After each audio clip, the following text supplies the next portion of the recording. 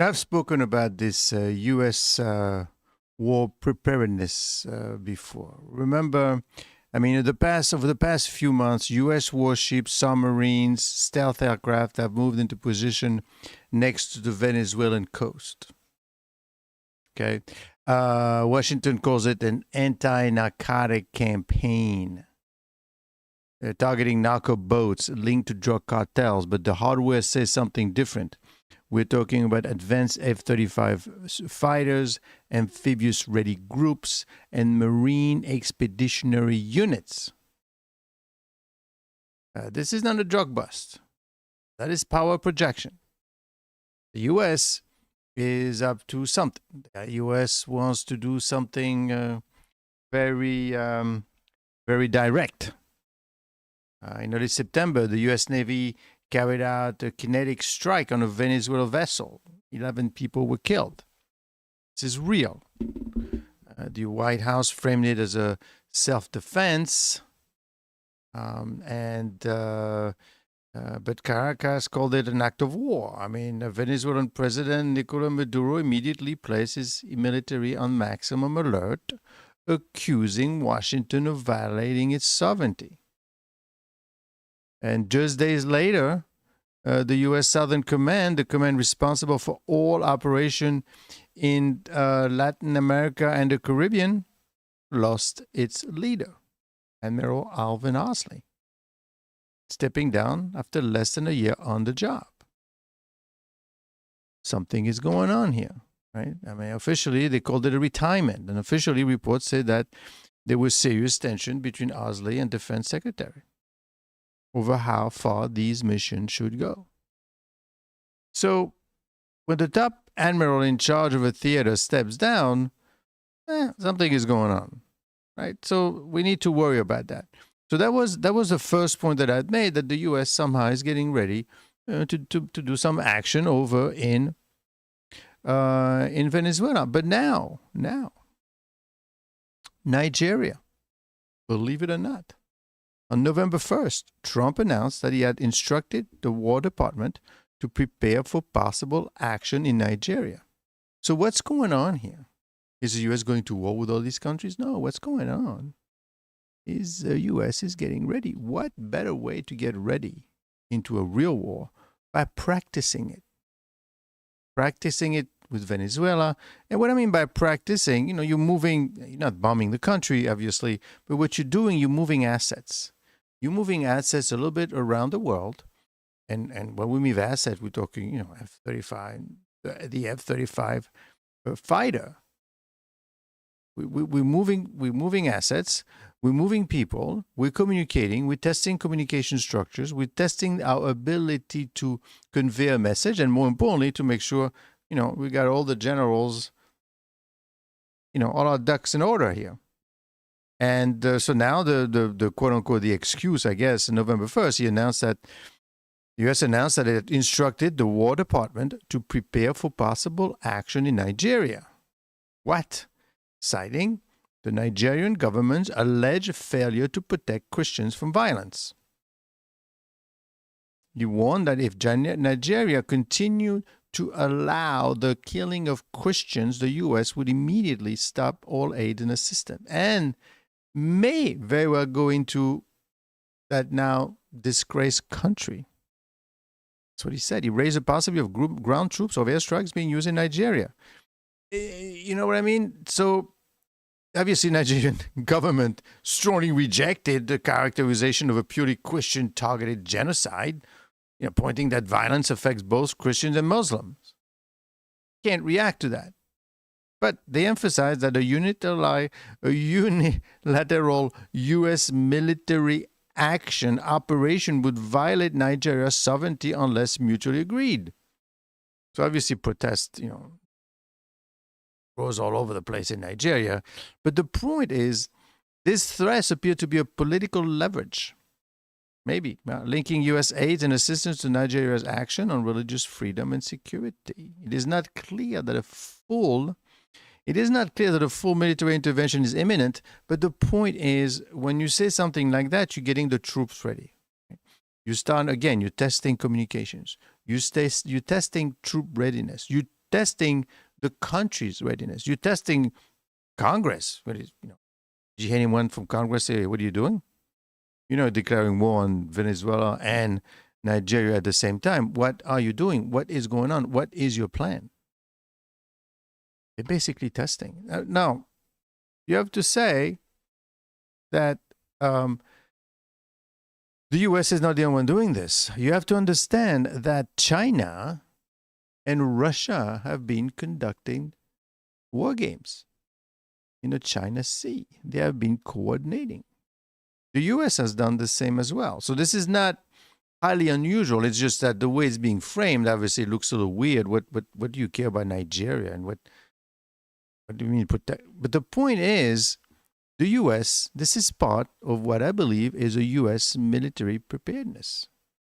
They are testing the waters. They are checking everything. Don't forget, in the Caribbean, not too long ago, over the past few months, U.S. warships, submarines, and stealth aircraft have moved into position near Venezuela's coast. Right? Washington calls it an anti-narcotic campaign. For whatever reason, in Nigeria, it's we want to protect the Christians. Okay, so this is not a drug bust in Venezuela. It's a power projection. In early September, the U.S. Navy carried out kinetic strike. They actually struck the Venezuelan vessel. Did you hear a lot from the Republicans in Congress? No, everybody's going along to get along here. And this is good because the U.S. is able to practice its self-defense. It's able to practice all that. The only issue, obviously, is at the same time, and this is where you know something is up, is officially there was a situation in the Caribbean, specifically with the U.S. Southern Command. The command responsible for all Operation Latin America suddenly lost its leader. And that's what they're doing. You're preparing, you're making sure you got all your ducks in a row, and you're going to make sure is, do I have the leaders to do the things that needs to do the doing? Well, obviously, this leader, Alvin Osley, stepped down after less than a year. It was called a retirement. Unofficial reports said there was serious tension between Osley and the defense secretary and how far these missions should go.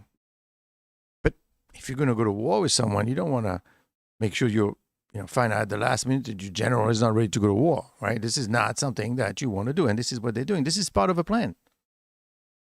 And and don't forget, there was also, if you go back a little bit earlier, there was this discussion where basically there was this big meeting, I don't know if you recall, in Quantico, where the War Department, basically, the War Secretary, summoned nearly every U.S. general and admiral to convene at the Marine Corps based in Quantico, Virginia, on a very relatively short notice.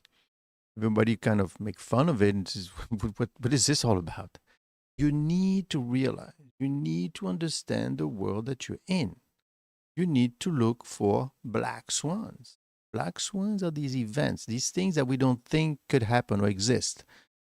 There's no such thing as a black swan. There is such a thing as a black swan. And these are the events that you need to know, you need to understand, because when they happen, they will impact your life, they will impact the stock market, they could impact the world. So, be aware. It doesn't cost you anything unless you want to join my channel and my Patreon, or you could become a member. And there, obviously, I go into more detail and explain some of the stocks that I'm choosing. Right now, everything to do with rare earth minerals. So how do I take advantage of that? Gold, what do I take advantage of that? What's going on with quantum computing? Are stocks overvalued? All these impacts. These are huge impact into this situation. Okay. So Nigeria, we'll see what happened, but obviously something is going on because they have, been going, the threat. The way it's being perceived, this threat to Nigeria, is a political leverage, linking U.S. aid and assistance to Nigeria's action on religious freedom and security. It's not clear that, obviously, that a full military intervention is imminent, but it's a very strong rhetorical move. Don't forget, the President of the United States said on November 1st that if you continue to killing Christians, the U.S. would immediately stop all aid and assistance, and we may very well go into the country, guns blazing.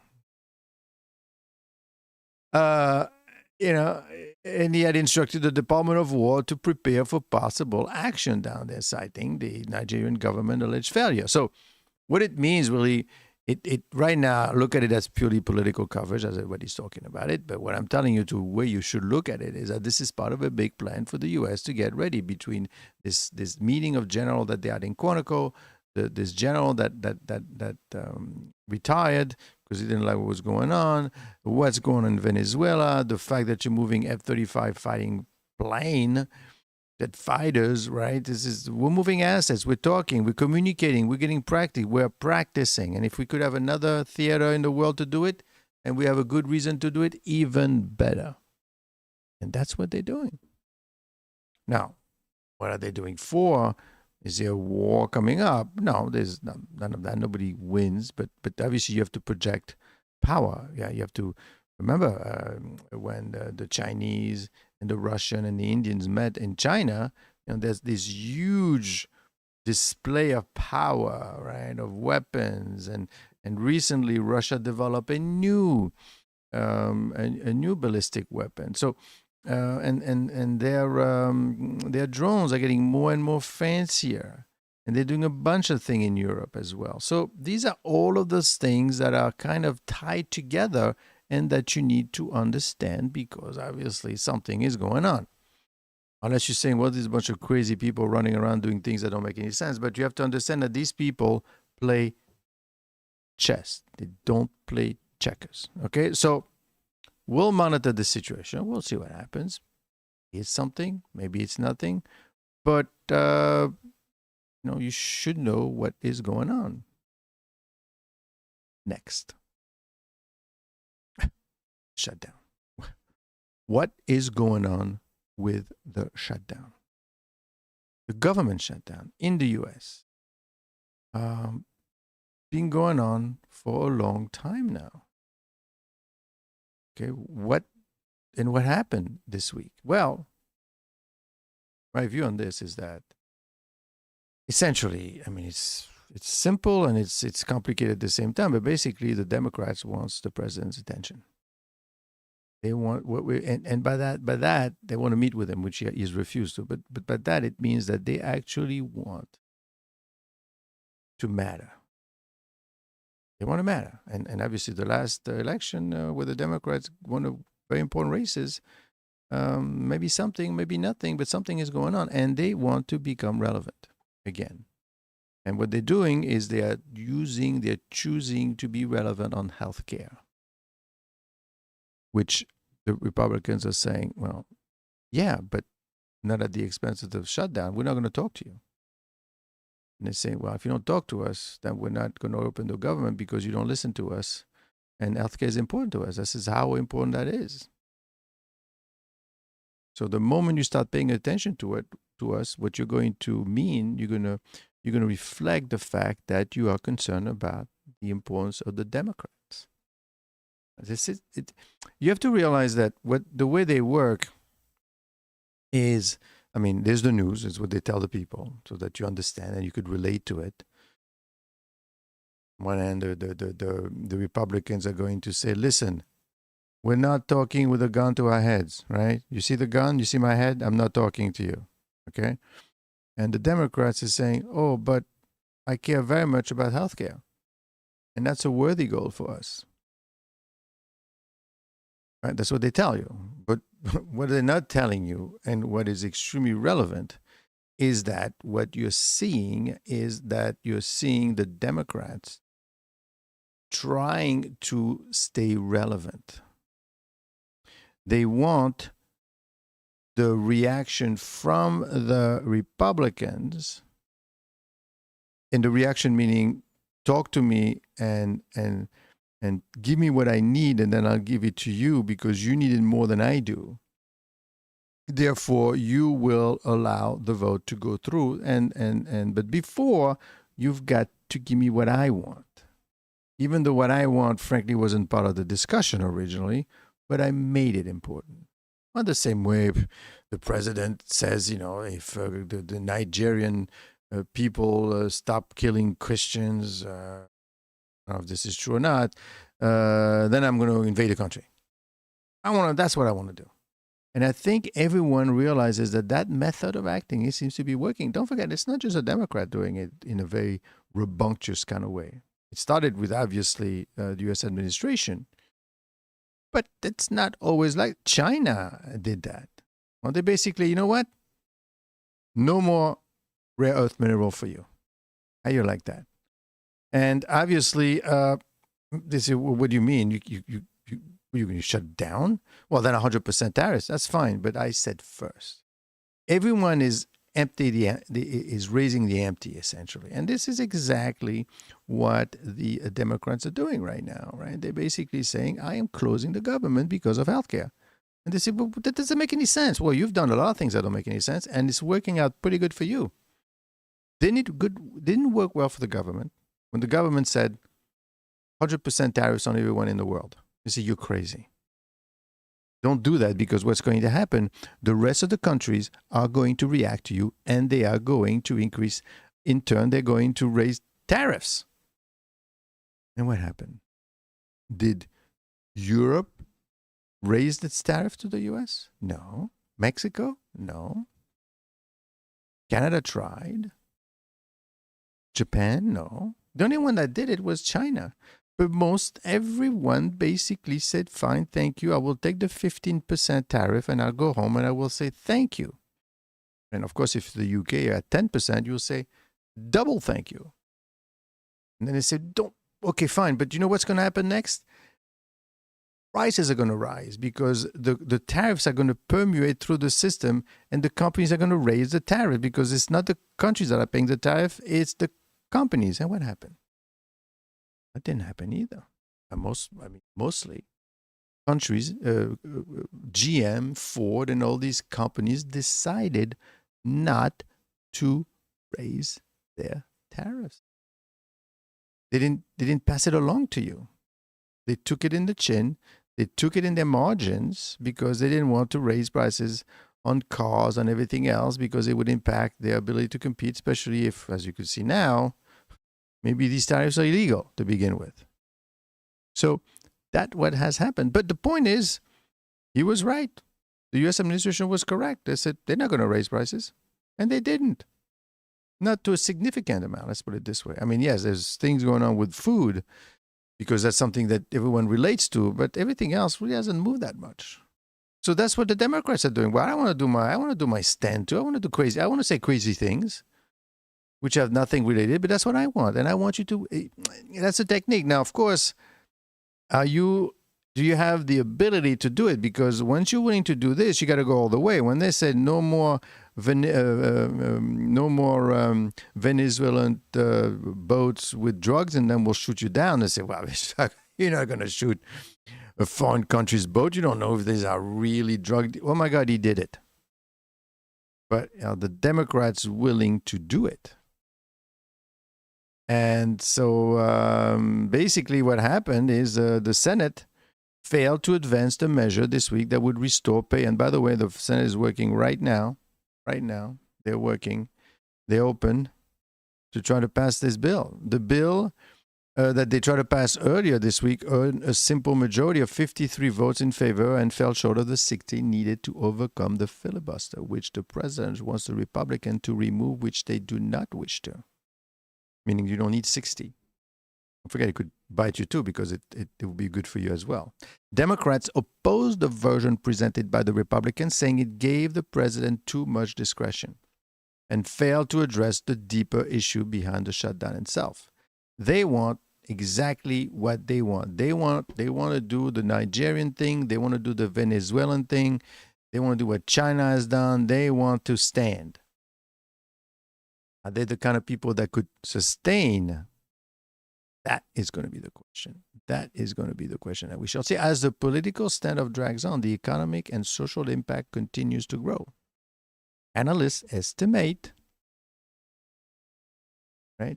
The analysts estimate that air travel is down 10%, and it may be down 20% pretty soon. And the U.S., this is costing the U.S. economy between $7 to $16 billion every week. How is this? Well, basically, these people that are supposed to get paid are not getting paid. I'm not talking about the army. They're getting paid, although I don't think they're getting food, but they're getting paid. But, all these government workers, and forget the government workers, there's also people working for the government, contract workers, and they're not getting paid. So they're not getting paid. The money is not going through the system. Therefore, nobody's buying anything. Therefore, you're losing $7 to $16 billion per week. And air travel, for now, they don't really have much more to go on. No.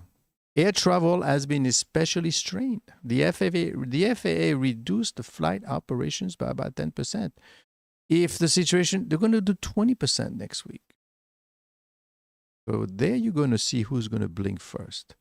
Governors and mayors across the country are now warning Congress that the crisis is spreading, and this is a black swan, believe it or not. Right? I mean, and I said it before on October 1st. I said they're going to close the government. You don't know who you're dealing with, and you're taking a stand, but be willing to take that stand like General Custer. You better hold on to the very last, or the Alamo, right? That's what you need to do here.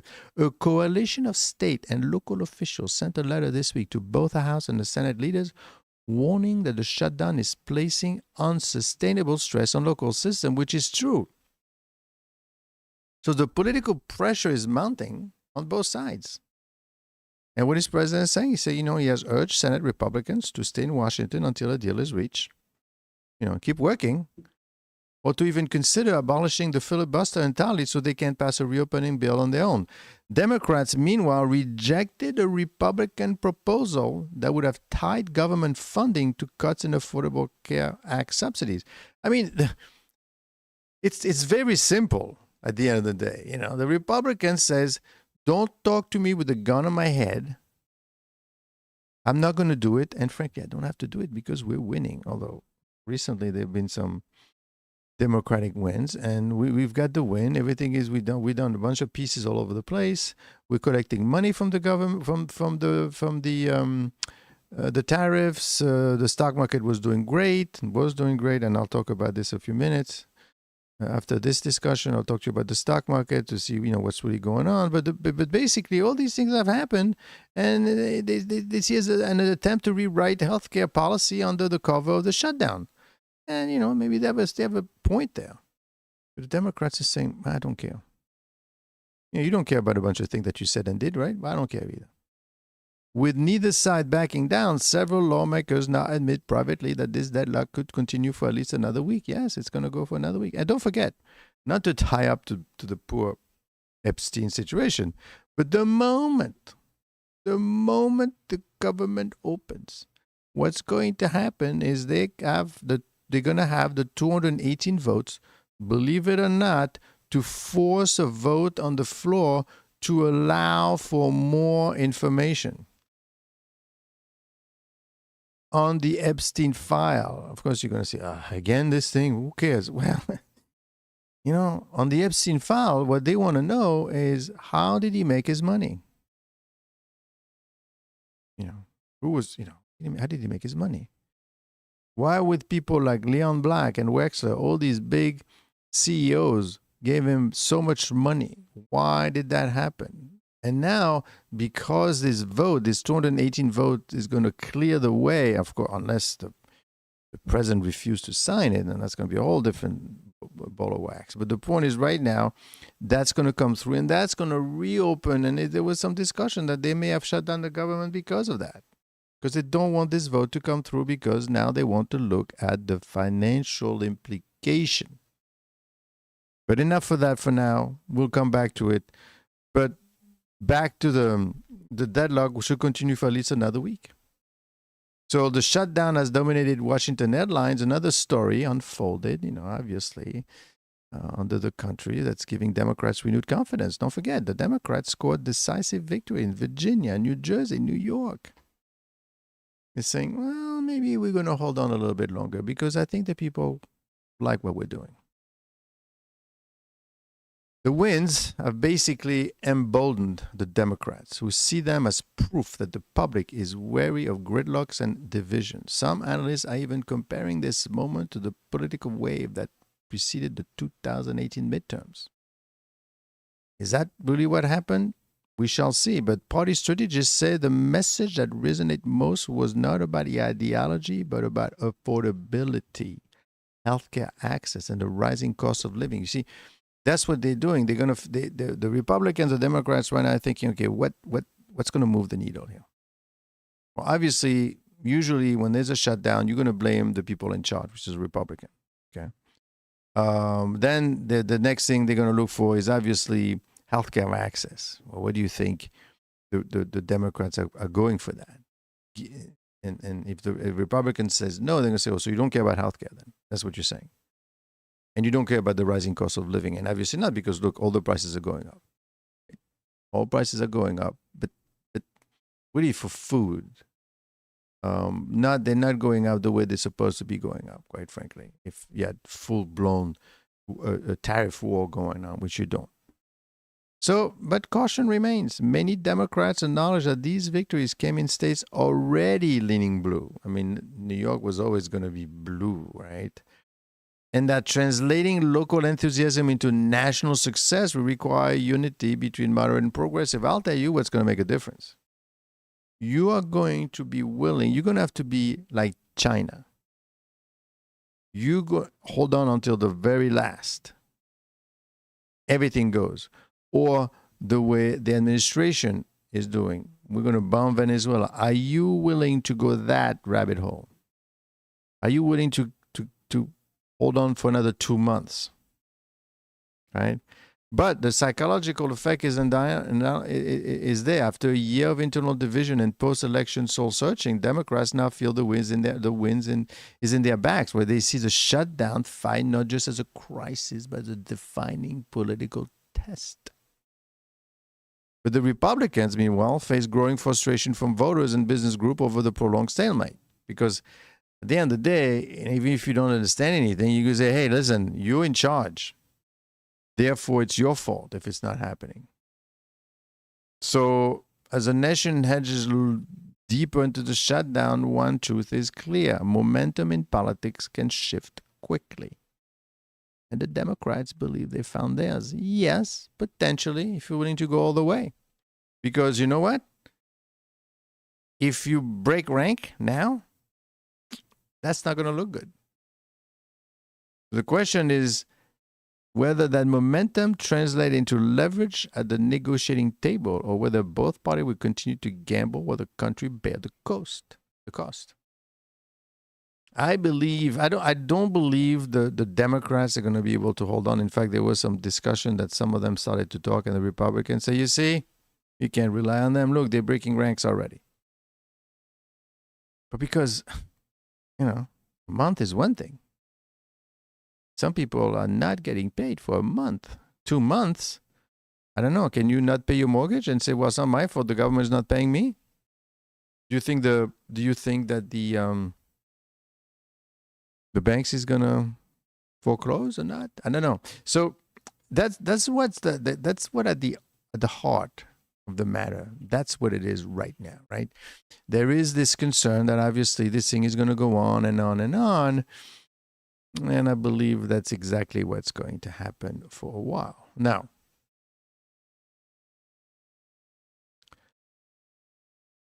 let us talk about another topic. Let's talk about what's going on with the Gaza peace plan, because that's also a major black swan. Because the whole place was on fire not too long ago. Right? We're attacking Iranian.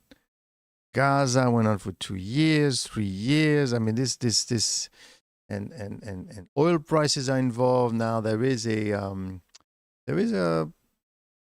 deal on the table. There's a what we call the Gaza peace plan that everybody signed up on it, and it would appear that everything is fine. Now, let me remind you a little bit what this peace plan, right? Because a question that I have is this a peace plan, meaning there's no more fighting?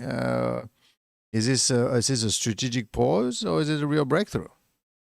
Right now, it looks like it's kind of a pause, but make no mistake, there's fighting ongoing right now. Okay. Now let me tell you what this plan is about first, so you fully comprehend that situation, which frankly are very, very, very complicated. But so the key item of the plans were, the first one was hostage and prisoner exchange. Well, that's did very well. I think that's happening. They basically agreed to release all living Israeli hostages, what they did. And the Hamas wanted the remain deceased hostages, and then in parallel, Israel would release previously detained Palestinians. So that's done. Number 2, ceasefire, Israeli troop withdrawal, and calm period. I don't know because right now it's a phased truth. Israel would agree to a withdrawal of its forces in the Gaza Strip, and a sustainable calm should take effect. The plan envisages no military flights over Gaza, allowing aid and movement. Then, number 3, you have demilitarization of Gaza and armed surrenders. Now, we know the plan requires Hamas to demilitarize. I'm sure you've heard the news. I don't think that's happening. Multinational Stabilization Force would oversee security and supervise a weapon-free zone. Well, that's not happening either, because nobody wants to get in there. Nobody wants to get in the middle of Gaza when the bullets are still flying. So that's not happening either.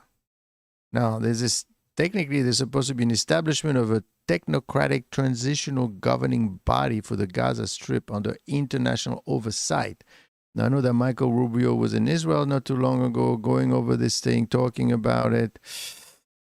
The existing Hamas leadership would be sidelined from governing. Do you actually believe that's going to happen? I don't think so. I mean, in fact, they went in there and they killed a bunch of people that were working with the Israeli or whatever. They own Palestinian people, by the way. Number 5, reconstruction, and I want to talk about that, and humanitarian aid and economic revival. Large-scale reconstruction of Gaza, including infrastructure rebuilding, like the Riviera of the Middle East, aid delivery and return of displaced persons. That's actually, that might be happening, and I'll talk about that. And long-term political arrangement. So what am I referring to specifically? Well, essentially, what is going on right now is there's been fighting ongoing, believe it or not, or bombing ongoing. So the so-called New Gaza Plan is being presented as a bold reconstruction blueprint, and a joint initiative between Israel and the U.S. Its stated goal to rebuild parts of the Gaza Strip after months of destruction and establish new, modernized communities under international supervision. That sounds great. On paper, it sounds like a path toward recovery, but behind the scenes, this proposal has ignited fierce controversy. Because, what are you going to build and where? And I used to live here. So do I get to live here again? Do I need to move around? I would like to remind you that historically, India, when it got split in half, between Pakistan and India, one Muslim and one non-Muslim, the gigantic mess that this was done by the English, because you had people literally living in India, and they said, "Oh, you're not in India anymore. You're in Pakistan. You got to get out, otherwise we're going to kill you." And this is kind of what's happening here. Critic points that the reconstruction is focused only on areas that remain under Israeli control or direct oversight, not the entire Gaza Strip. So this fueled accusation that Israel and the U.S. are effectively withdrawing the Gaza borders without a Palestinian mandate. It was splitting the baby in half, literally. So the Arab and European diplomats warned that this could lead to a permanent partition of Gaza, a divided territory with one part rebuilt and policed by, the international forces, and the rest left in ruins. For many Palestinians, that would mean the end. That would mean the end of any hope of a unified homeland or meaningful sovereignty. They're going to split. They're going to put the baby in half. The plan also sidelined the Palestinian Authority. I mean, placing the rebuilding process under foreign supervision instead of local governance. Well, we are not going to send you the money to rebuild yourself because Hamas is going to take it, and who knows what they're going to do with that money. So the supporters are calling this a practical step toward peace, and the opponents call it a political landmine disguised as risk construction. Now, why is this plan controversial? Well, first, there's a question of sovereignty. Who will truly govern these new communities? Will they be Palestinian-run or Israeli-managed enclaves under a different name? Two, question of displacement. Thousands of civilians have already been moved from destroyed neighborhoods. If the reconstruction begins only in Israeli-supervised area, well, where are these people going to go? And of course, legitimacy. The Arab world viewed this plan as unilateral moves, one that bypasses regional framework created by Egypt, Qatar, Jordan. You guys, you see that mentality? That's the same mentality that we saw. The same mentality that we saw with the way they were acting with Venezuela, with Nigeria, the way now the Democrats are acting with the bill. It's my way or the highway, basically. That's the kind of attitude. My way or the highway. In short, what was intended as a post-war reconstruction effort is being viewed as a political restructuring of Gaza itself. They say, you know what, we let's just keep going. But what about them? We can't. We got to keep going. That's what they're doing. So that's the reconstruction part. Of course, so then at least everything is quiet. Well, hold that thought, because there are strikes in Lebanon right now. As this plan is made headlines, Israel opened another front. In early November, the Israeli Defense Forces launched a wave of airstrikes across southern Lebanon, again targeting Hezbollah positions and infrastructure. The strikes followed days of tension and cross-border fire, but their scale and timing shocked the international community. Israel said the goal is to prevent Hezbollah from rearming and to protect its northern border. Now, you have to understand that even within Israel, a lot of people from the far right did not want this peace deal. They said, we should keep going all the way. We pulled back. They're going to regroup. We got to destroy them completely. But obviously, the U.S. administration stepped in and said, whoa, you got to stop. You have to stop. I mean, we can't keep fighting like this. And I can't keep giving you weapons because, frankly, I may need them at some point.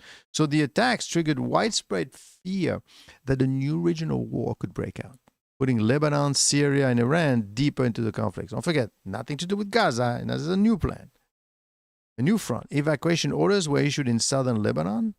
Civilians fled, and the humanitarian situation there worsened overnight. So believe it or not, they're still fighting down there. Observers warned that these strikes escalate, they could ignite a two-front war for Israel. Gaza in the south, although nothing much is going on there in terms of them being shot at, and Lebanon in the north. So these two developments, the new Gaza plan and the Lebanon strikes, now form a dangerous combination. Together, they threaten to unravel the fragile ceasefire. Now, of course, you know what? They may not even care. They may just keep going and building. That has been painstakingly negotiated between Israel, Hamas, and a coalition of mediators. There are some that say that Israel didn't want that peace plan. It was forced onto them by the U.S. administration. They say, fine. But I don't know. But if you look at the plan itself, it doesn't mean that the Israel doesn't have any ability to get back into fighting, and Hamas is that they never agree that we're not going to fight anymore ever. Let's see if all these things happen. Yes, but anything starts, we have the right to get back into it. So the new Gaza plan is seen by many Palestinians as proof that Israel never intended to fully withdraw. That perception fuels mistrust and weakens moderate fraction, like the Palestinian Authority. Of course, meanwhile, the strikes on Lebanon signal that Israel is expanding military operations. They keep on fighting, even as peace terms are still being finalized. That makes regional guarantors like Egypt, Jordan, and Qatar question whether Israel will honor any part of the deal. Now, I think, having said that about Egypt, Jordan, Qatar, and all these people outside the deal, you got to wonder, but do you really believe? I mean, you've seen the president went to Qatar, and they had this big kumbaya moment, and everybody got along to get along. But at the end of the day, you got to wonder, but do you really believe that, Turkey and everything else? Or it was more of a posturing for these people, quite frankly, because they haven't done anything. They're not sending Egypt and Jordan, Qatar. They're not sending armed forces into Gaza to police this whole thing. They haven't done anything yet. And it's been viewed that, at the end of the day, maybe all they're doing is just positioning themselves as players in the environment. We count, we matter, right? That's what we invited at the table. But we're not gonna fight for you. So if confidence in Israel intention collapses, a ceasefire framework collapses with it. And this is a big deal. This is a big deal for the U.S. because don't forget, there's a midterm next year coming up. So what the U.S. is doing is say, look what I've done. With Washington, this is a serious credibility test. In addition to the other one that's going on right now, by the way, with the Supreme Court and whether or not those tariffs are legal or not, which I believe they're going to be proved to be illegal, because that gives the U.S. president way too much power. So they're going to say no. Maybe they do a caveat of some sort, because then if they say no, imagine if they say yes. You have to realize that. Let's do a little sidebar here. If the Supreme Court said that the tariffs are legal, fine, you don't have to give the money back. But that's not what's important. What's important is now the U.S. president got a whole bunch of new powers that he didn't have before. That will make him and any future president, by the way, more powerful. That maybe I don't need Congress to tax, to impose tariffs. Heck, maybe I even need them to do. In fact, I don't need Congress anymore. In fact, you know what? I'm in charge of everything. Be careful, and that's why there's no way they're going to say yes to that. Of course, if they say no to the tariffs, that's a big credibility test again. The U.S. has positioned itself as both a peace broker and a guarantor of reconstruction funds. If the plan is seen as a cover for territorial control by Israel, America's diplomatic capital in the Arab world could evaporate. For Israel, the stakes are existential, but also reputational. I mean, pursuing simultaneous operation in Gaza and Lebanon may deliver short-term security goals, but it risks long-term diplomatic isolation. But you have to understand who's in charge in Israel right now. Netanyahu, he wants to keep fighting because once he stops fighting, the word is that, now they have a trial against him. So for Arab mediators, especially Egypt, Qatar, Jordan, their legitimacy is at stake. They can't defend a peace plan that appears to marginalize Palestinian leadership or permit new displacement under Israel's supervision. This is a very tight situation. And obviously for the Palestinian leaders, both in the West Bank and in exile, this moment could define the future of their cause. So, three potential scenarios. The first one, three potential scenario with the Gaza peace plan. It collapses. Escalation in Lebanon intensifies. Arab states pull their funding. Hamas withdraws from talks. The peace framework disintegrates. Scenario 2, there's a freeze. Fighting slows, but trust evaporates. The new Gaza plan stalls in committee. Reconstruction pauses for months. The region drifts into uneasy limbo, which I think that's what's going to happen. Number 3 is rescue, where the U.S. pressures Israel to limit military action. Arab states re-engage? I don't think so. A joint oversight body is formed to ensure reconstruction. This path would keep the peace framework alive. So let's see what happens. But at the end of the day, you have yourself a very complex situation. Now, let's talk about the fact Congress can simply pass a law if they want to take the power from the president. But our division will inevitably lead to a need for greater executive authority for pragmatic governance. Well, that's an interesting point of view here. Let's get back to the Senate floor. But I think that what you have is, if I mean, Congress could pass lots of laws, although right now, we'll tell you, that is becoming a bit difficult for Congress to do anything without the president. I mean, they are tight ranks right now. But if they want to take the power from the president, but our division will inevitably lead to a need for greater executive authority for pragmatic governance.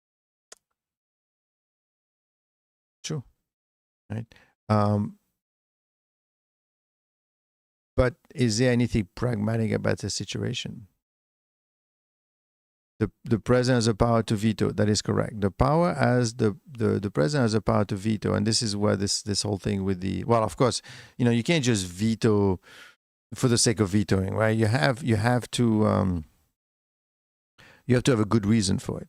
For example, with this Epstein situation, what's going on is they want to force a vote, so it's going to go on the vote, and they're going to force a vote. But then still, the president could veto it as well. But if he vetoes that, they're going to look in a very, very suspicious way. But right now, you have two separate camps. It's a very different kind. It's a very different kind of a shutdown. It's tied to positioning, and that's why the president said, just basically go ahead and stop with the 60 vote situation, the filibuster. But his own people, his own Republicans said, no, we don't want to do that. Because long term, that is going to hurt us. So we don't want to do that. Next. Obviously, as you've seen very recently, the market. What happened to the stock market this week? It's important for you to know because it has to do with your money. And I will tell you that this week, basically, let's recap. We're all clear about what happened. But the market basically went down. And again, I have to be careful now because I hear a lot of word about the stock market. First of all, when we talk about the stock market, what we're really talking about is we are talking about the S&P 500. But you have to realize one thing is the S&P 500 is driven by 7 stocks, the magnificent 7s, which I'm sure you all know about by now, Amazon and Nvidia and all these guys. So that's not really the market. No, because there's 7 stocks. So although the week kicked off in a positive note, on Monday the S&P and the Nasdaq both rose, aided by optimism, and earning strength. Many large companies, especially tech firms, are reporting solid results, which has provided support. But what's happening is even with the solid results, stocks are not moving that high because they're saying, yeah, but show me more because I gave you a lot of support. The P/E ratio on stocks are huge right now. The market is overvalued. Now, of course, my portfolio is doing quite well because, when I mean quite well, it didn't go as far as down as the others. And I will show you, for example, that the small company stocks, for example, well, I'll get there when I talk about how the small companies did. But basically, earning strengths were there, but now they're saying, you know what? Even though you have earnings, I don't believe you could keep it up. Therefore, I'm not going to pay you as much for the same earnings. And of course, there were some macro tailwinds. For example, easing fears about immediate aggressive rate hikes and continued investor interest in technology and AI stocks. Don't forget that you also have potentially even more rate decrease. So, but the point is, there was a meaningful pullback here, right? This week saw one of the largest weekly drops for tech stocks since April. For instance, the tech sector was down 4%. That's a lot. There were some valuation concerns. What do I mean? Well, analysts and some bank CEOs warned that equity prices, especially in tech, may be stretched, raising the risk of a correction. Now, first of all, I need to tell you something. The market is not going to collapse because it's too expensive. No, you're going to have some pullback, which means the people that made money sell, and you, of course, you're going to go in and buy, and then it's going to pull back more. What you should be doing is you should be buying when the market goes down right now. Why? Well, first of all, rates are low. Second, huge amount of AI infrastructure coming in. Huge amount of money coming in. Third, these companies are making money. They're making money. Okay, fine. Stocks down because they don't want to pay, 150 times P earning P, right, for a company like Tesla. We're going to pay 130. But the point is, these companies are making money. This is not the AI, the .com era. These companies didn't make any money whatsoever. This is different. This is a big shift happening here. And frankly, at the end of the day, the only thing you're going to have a problem is that if earnings go down, or if the huge amount of liquidity situation, huge amount of uncertainty. Yes, I know the U.S. has a $37 trillion in debt, but listen, the U.S. is the dollar is a reserve currency. All the U.S. needs to do is print more money to pay for its debt. Is this a problem? The 37 trillion? Yeah, that's a lot of money. But at the end of the day, there's not much choice. All the other countries are borrowing money. They're not going to collapse themselves on purpose. The only reason, stock market, when did we have a huge market drop down? Let's go back. COVID. Imagine the country's closed. That's a big surprise, right? 2008, well, we lost the housing sector. 1999. Well, there was no money there. There was nothing. These companies didn't make anything at all. They would just said it's a .com, then therefore give me $1 billion. Remember pets.com? Yeah. So at this point, any weakness you buy. No, I didn't say go and buy Nvidia.